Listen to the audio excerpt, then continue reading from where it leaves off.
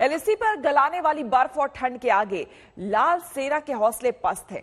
अब वहां के सरकारी मुखपत्र ग्लोबल टाइम्स ने कहा है कि चीनी सेना पैंगोंग से हट रही है। हालांकि अखबार का यह भी दावा है कि भारतीय सैनिक भी पैंगोंग से हट रहे हैं, लेकिन भारतीय सेना ने इस पर कुछ भी कहने से इनकार कर दिया है। रक्षा मंत्री राजनाथ सिंह आज पूरे मामले पर संसद में बयान देंगे।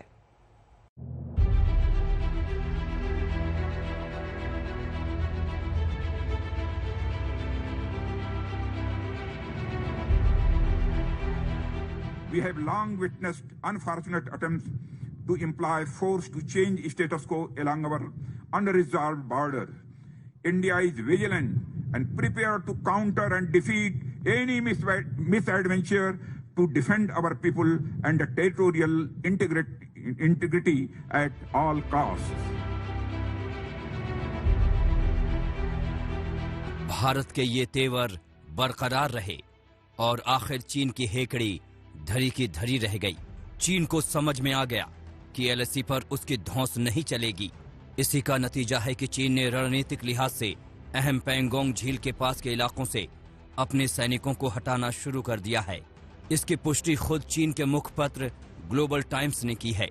कड़ाके की ठंड के बीच हजारों भारतीय फौजियों के एलएसी पर डटे रहने और इसी ठंड में चीन के सैनिकों को हो रही भारी दिक्कत की खबरें पहले भी आ रही थीं और अब चीन ने सैनिक हटाना शुरू कर दिया है।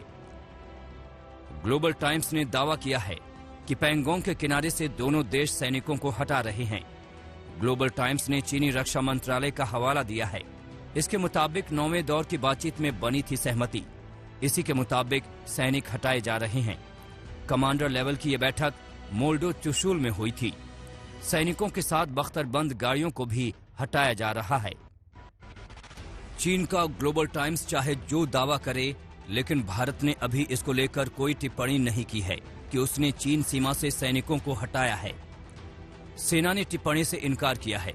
ऐसे में ग्लोबल टाइम्स के इस दावे पर सवाल उठे हैं कि भारत ने पैंगोंग के आसपास के इलाकों से सैनिक हटाए हैं।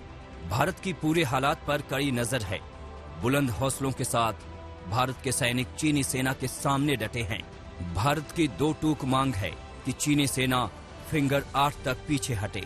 इस बीच रक्षा मंत्री राजनाथ सिंह आज संसद में 10:30 बजे इस मसले पर बयान देंगे। रक्षा मंत्री के बयान के बाद ही तय होगा कि चीन का दावा कितना सच है और कितना झूठा। आज तक ब्यूरो।